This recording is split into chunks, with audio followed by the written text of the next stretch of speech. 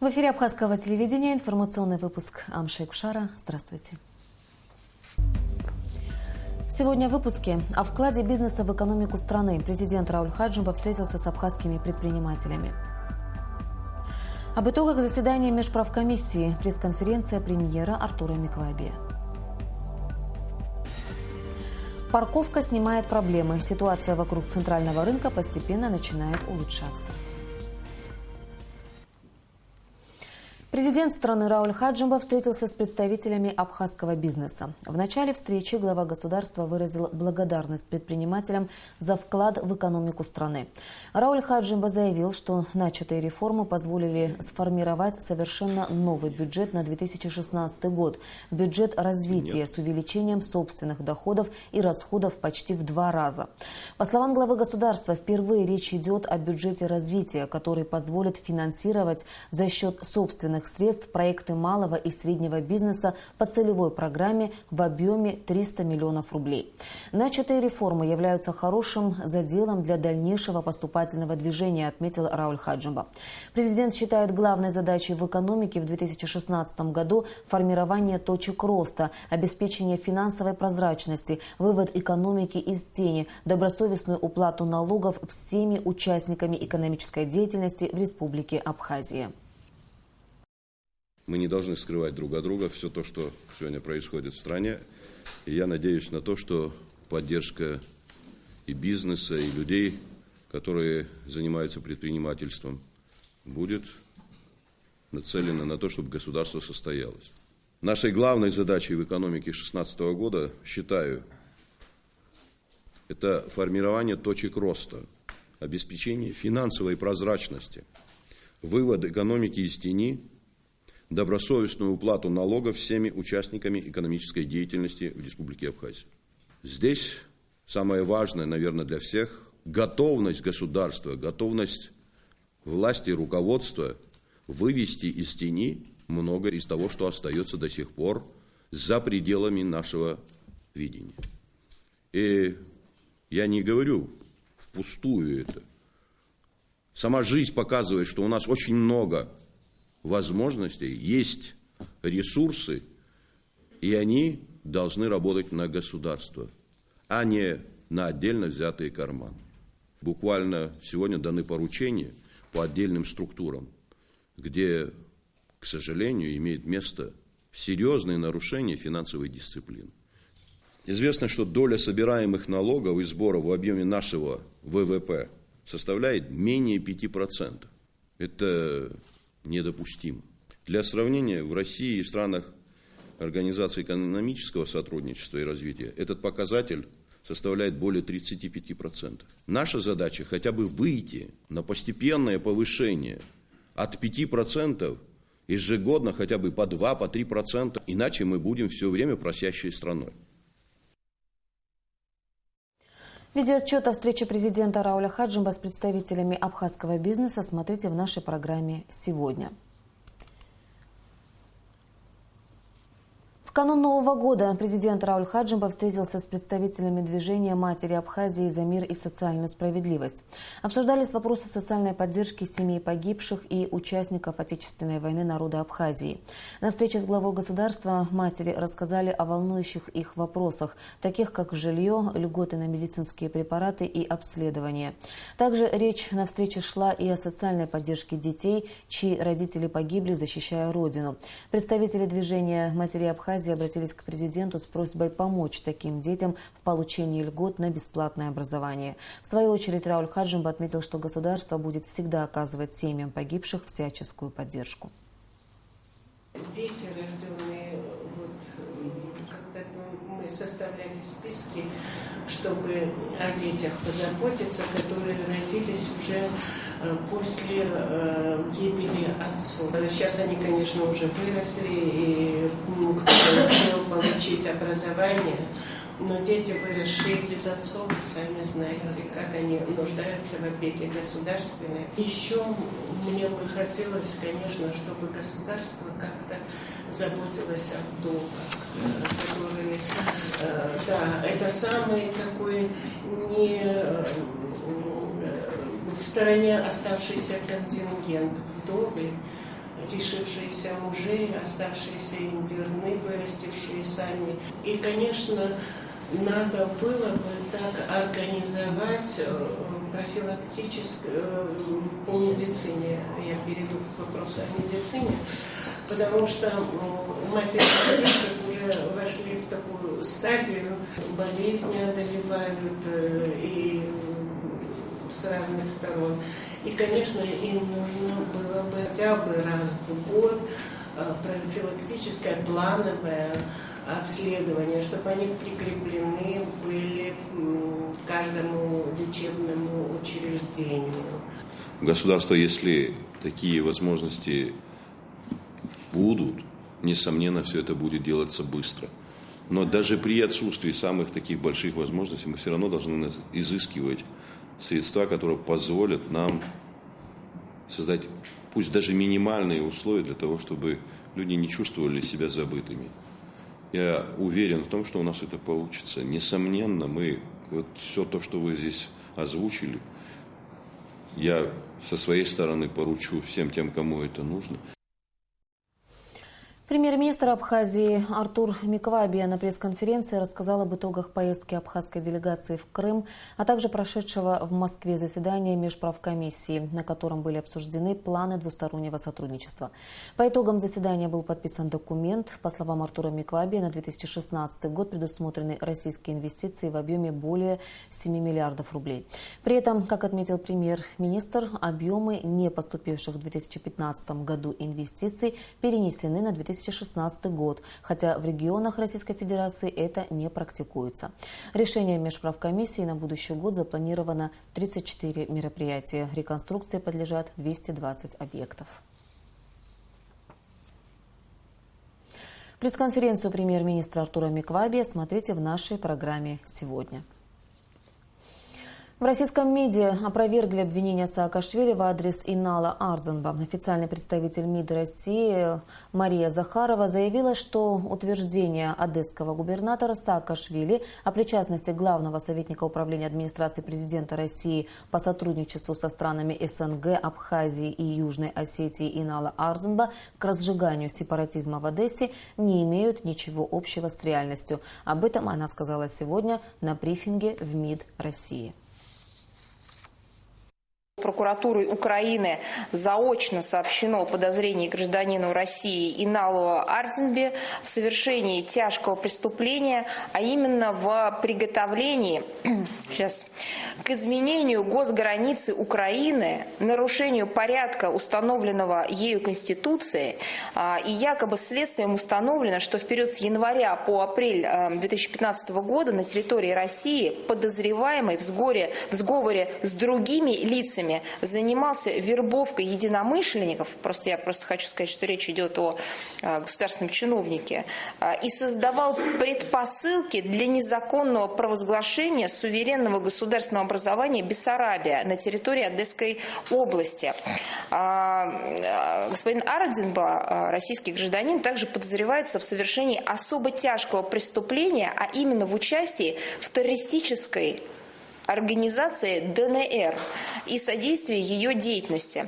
Также в курсе мы видели, что недавно в ходе общения с журналистами на презентации нового спецназа в Одессе председатель Одесской ОГА господин Саакашвили заявил об увеличении вдвое группировки быстрого реагирования Бессарабии, так как там, по его мнению, ситуацию дестабилизирует первый заместитель помощника президента России Владислава Суркова господин Арзанба. Вот вы знаете, когда мы с этим совсем ознакомились, то, честно говоря, захотелось познакомиться лично с Иналом Арзанбой, с этим суперменом, который, с одной стороны, сам влияет на изменение границ государственных Украины и справиться с которым, по мнению господина Саакашвили, может исключительно увеличенная вдвое группировка быстрого реагирования. Просто как-то гордость берет за наших людей, которые в одиночку могут творить такие дела.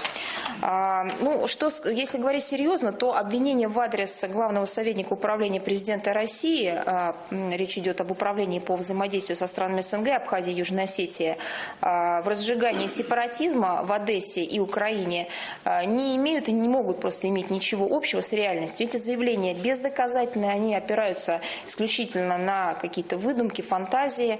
И я просто напомню, что это не первый раз, когда подобные обвинения мы слышим от украинских официальных лиц. Я просто хотела напомнить, что, как вы помните, руководство Украины заявляло о неком российском следе в расстреле людей на Майдане 20 февраля 2014 года. Но потом, впоследствии, сама же Генеральная прокуратура Украины опровергла данные гипотезы. Вот, конечно, хочется, чтобы более профессионально наши украинские коллеги относились к таким чувствительным, очень серьезным темам. Действительно, мы слышали неоднократно, как господин Саакашвили, в частности, лично в прямом эфире украинского телевидения, в том числе и оскорблял указанного сотрудника.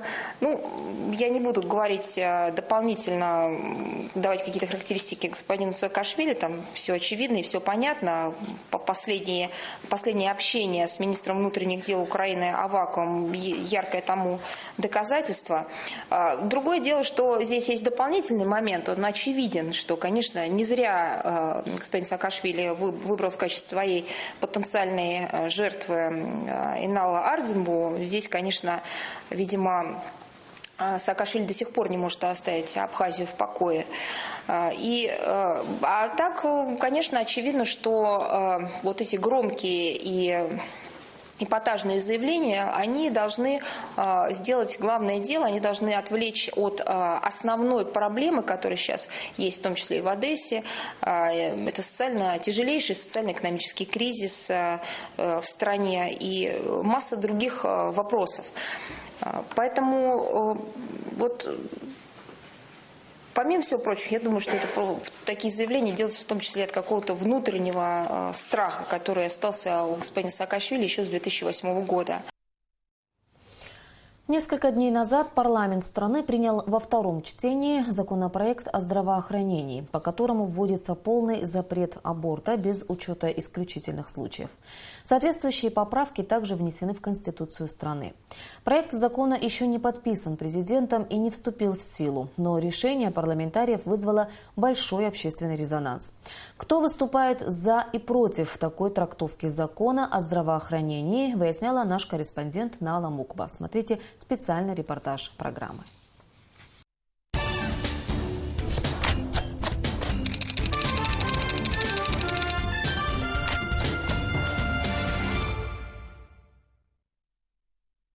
На днях Елена родила 4-го ребенка. Пока новый закон о здравоохранении, в котором содержится запрет на искусственное прерывание беременности, еще не вступил в силу. Но, как оказалось, для Елены это не имеет никакого значения. По ее словам, чтобы у женщины был стимул повышать демографию, а это является главным аргументом инициаторов закона, необходима поддержка семьи, общества и государства. Если женщина захочет, она все равно этот аборт сделает в другом месте, все равно будут также аборты. Это от женщины зависит, от того положения, где она находится, вокруг ее общества какое.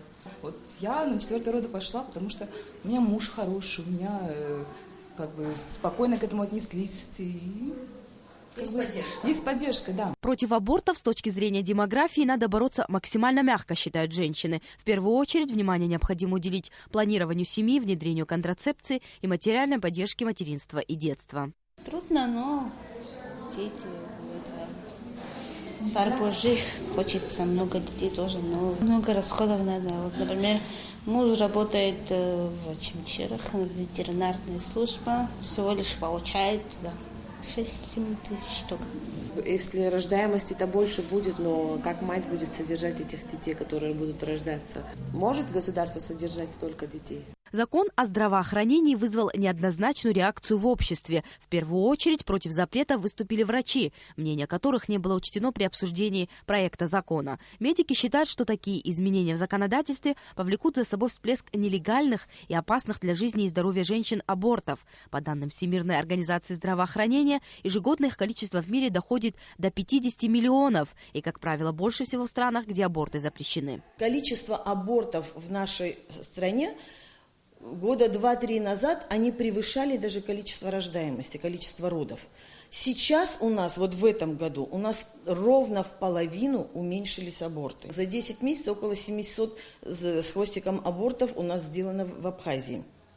Из них всего 15 по медицинским показаниям. По словам главного акушера-гинеколога страны Риты Трапш, существует ряд медицинских показаний, при которых прервать беременность необходимо, чтобы спасти жизнь матери. Это активные формы туберкулеза, ВИЧ, сифилис, краснуха, онкологические заболевания, лейкозы, врожденные пороки сердца. Абсолютными показаниями для аборта являются также тяжелые формы сердечной недостаточности, гипертонии и сахарного диабета. Мы считаем, что этот закон преждевременный. Этот закон, мало того, что он преждевременный, он принимается без медицинских показаний для женщин, которым противопоказана беременность из-за их соматического состояния. Она с удовольствием не идет на этот аборт. Есть женщины, которые плачут, когда делают аборт. Я сама против аборта. Я практически их не делаю. У нас есть врачи, которые вообще до тюлетки не дотрагиваются. Есть случаи, когда это нужно сделать. Многие говорят и о моральных принципах, которые также не были учтены в законе. Так, во многих странах, вплоть до 22-й недели беременности, некоторые женщины имеют право сделать аборт по социальным показаниям. Перечень постоянно пересматривается. Неизменным в законодательстве большинства стран остается только возможность осуществления аборта по желанию женщины, подвергшейся насилию. По мнению независимых журналистов, принятый парламентом закон абсолютно не учитывал интересы женщины. Видимо, наши законодатели думают, что делать это аборт – это такое приятное занятие, сродни какой-нибудь мужской пирушки. И они думают, что женщины бегут на аборт, так сказать, орошая себя французскими духами и лепестками роз. Вот это вот мужское равнодушие и вот полное отсутствие воображения. Люди не могут поставить себя на место противоположного пола и понять вообще трагичность многих моментов, связанных с процессом деторождения. Путем такого тотального запрета абортов увеличить рождаемость нации, это, в общем, очень примитивный подход к делу. Согласно докладу ООН 2013 года, практически во всех государствах аборты разрешены, если это необходимо для спасения жизни женщины. Полный их запрет действует лишь в нескольких странах. В случае легализации этой нормы Абхазия примкнет к этой группе государств с доминирующей ролью церкви в жизни общества. Сама идея закона, призванная защитить институт семьи и улучшить демографическую картину в стране, вызывает одобрение части общества, но форма его слишком жесткая и требует поправок, считают многие. Я против абортов, в принципе. Но когда встает вопрос жизни матери, что первично, что вторично, к этому вопросу нельзя вот так резко подходить, обрубать все концы. Почему бы при создании закона не провести какой-то опрос, не провести какой-то мониторинг, не привлечь практикующих врачей-гинекологов? Я категорически против того, чтобы рождались дети, упаси Боже, с патологиями необратимыми. Данные специальных исследований говорят о том, что в большинстве случаев криминальные аборты заканчиваются бесплодием и наносят непоправимый вред здоровью женщины, которая в будущем могла бы иметь здоровых детей и тем самым повысить рождаемость в стране. Противники законопроекта говорят об еще одном его недостатке. Как в случае полного запрета абортов будут отслеживаться незаконные операции и возможные факты коррупции, остается непонятным. Нала Мукбасаида Кухава, Абхазское телевидение.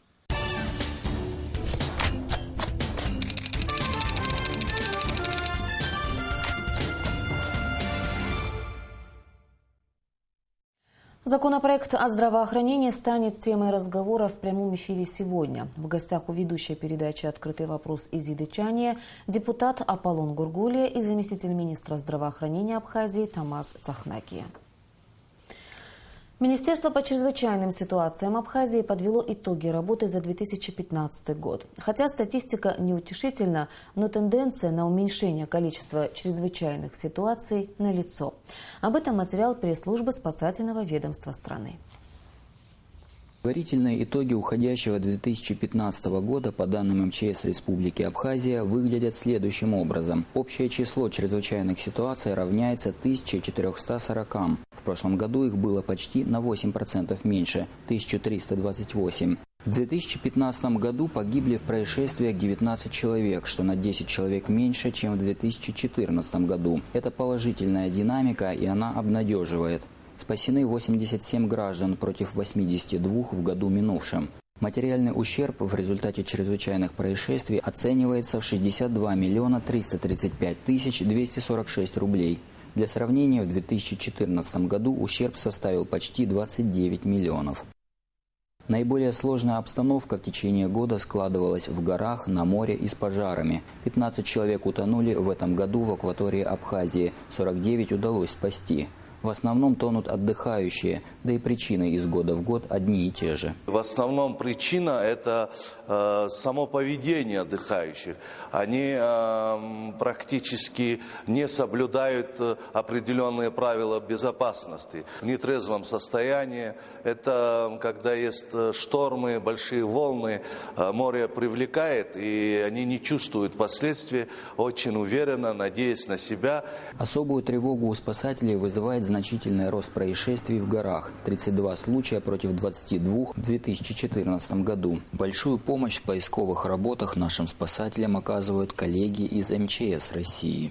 Туристы не замечают и не знают риска, они, к сожалению, не обращаются к нам, мы порой не знаем их маршруты, что осложняет вовремя найти, организовать поиски, организовать спасательные работы. Мы сами своими силами не справляемся, это в частности не хватает авиации, и, к счастью, наши коллеги помогают в этом, как, например, в этом году мы проводили совместную операцию поиски пропавших наших граждан, охотников, потом мы спасали также журналистов российских и так далее. Перечень большой. Пожаров в этом году стало на 17% больше, чем в прошлом. К счастью, при этом число погибших существенно меньше. Однако материальный ущерб вырос в разы. Больше всего это вот когда начинается холода, зимний период. Причиной всего этого являются самодельные печки, несоблюдение простых правил пожарной безопасности. Мы пытались даже не чуть ли в каждый дом, по районам, насколько мы смогли успеть, осилить, давать какие-то инструктажи, брошюрки раздавали. И мы стараемся до каждого довести, что с электричеством надо быть повнимательнее. И, к великому сожалению, много домов сгорело. В этом году окончательно сформирована кинологическая служба МЧС Абхазии. Саперные подразделения обезвредили около 200 взрывоопасных предметов. Около 10 выпускников высших учебных заведений в наступающем 2016 году пополнят ряды спасателей. Весьма динамично развиваются и международные контакты МЧС Абхазии. Планируем на 2016 год поездка в Китай по линии МЧС. Планируется создать представительство МЧС Абхазии в Китае. Также мы сотрудничаем с Народным Карабахом, сотрудничаем с Приднестровьем, с Донецкой Народной Республикой, с Луганском. Как известно, служба спасателей продолжается вне зависимости от праздников. Главное, чтобы все прошло спокойно и безопасно. Транспортная ситуация вокруг Сухумского центрального рынка постепенно начала улучшаться. Общественный транспорт теперь движется по отдельной полосе. Кроме того, с нового года вокруг рынка будет организована официальная парковка. Нала Мукба продолжит тему. Надо ставить вот на стояночные места. Я понял, что но нельзя останавливаться с этой стороны. Некоторые водители еще не знают об изменениях, произошедших вокруг центрального рынка. Инспекторы ГАИ терпеливо объясняют автолюбителям, где правильнее парковать машину. С нового года здесь будет организована платная стоянка, причем парковать автомобили можно будет только с левой стороны. Выделена полоса для общественного транспорта на участке от улицы Чачба до улицы Вардания. Кроме того, для улучшения транспортной ситуации нами была перенесена многолетняя хаотичная стоянка такси по улице Арзамба, Сухумского центрального рынка на противоположную сторону. Таким образом, администрация города и руководство рынка наводит порядок в транспортной проблеме. До сегодняшнего времени парковочная деятельность она носила хаотичный характер, осуществлялась лицами, которые не уполномочены на это. Соответственно, начиная с 1 января следующего года у нас осуществлять парковочную деятельность уполномочен МУП Сухумский центральный рынок, в штате которого будут предусмотрены штатные парковщики, которые будут регулировать данную деятельность. Будет выдаваться соответствующая документация, то есть мы постарались максимально упорядочить и узаконить этот процесс. При этом место перед мебельными магазинами будет свободным, чтобы облегчить вывоз купленного клиентами товара. Перед мебельными магазинами вообще освобождается парковка для того, чтобы подъехала «Газель», выставляется аварийная выставка, чтобы не ставили машины. А после того, как человек там, не знаю, занял, купил то, что ему надо в мебельном магазине, он загружается, а тех аккуратно дальше отъезжает и не создает никакой помехи транспортным средствам, те, которые идут по направлению движения. Заторы и пробки были отличительной особенностью всех дорог вокруг столичного рынка. Чтобы проехать, необходимо было простаивать в очередях машин, а найти место парковки считалось большой удачей. Введение платных парковок и новый порядок движения автолюбители считают удобным и полезным. Было бы мест побольше, было бы удобнее. По второму кругу сумел припарковаться. С первого все равно не получилось, но все равно удобно. Специализированные парковки уже везде, во всех странах есть.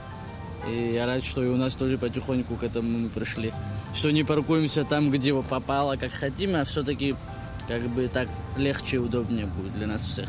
К решению транспортной проблемы вокруг рынка администрация Сухума подошла комплексно. Проведен ямочный ремонт и разметка улиц. За соблюдением правил дорожного движения здесь регулярно следят сотрудники ГАИ. С правой стороны, то есть, как вы видите, сами вот вообще никаких помех нет, заторов нету фактически.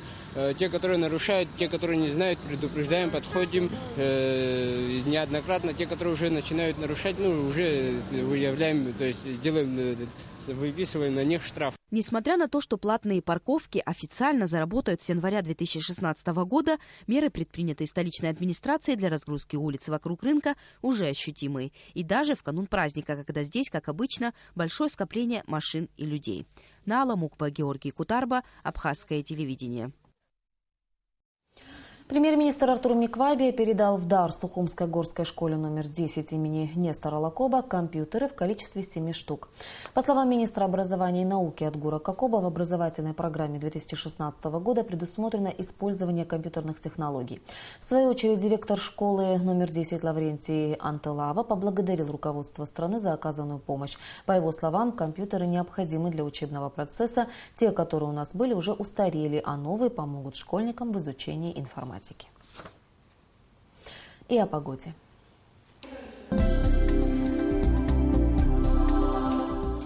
По сообщению гидрометеослужбы, в выходные дни в Абхазии ожидается переменная облачность без осадков. Температура воздуха ночью плюс 5-7, днем плюс 10-12 градусов.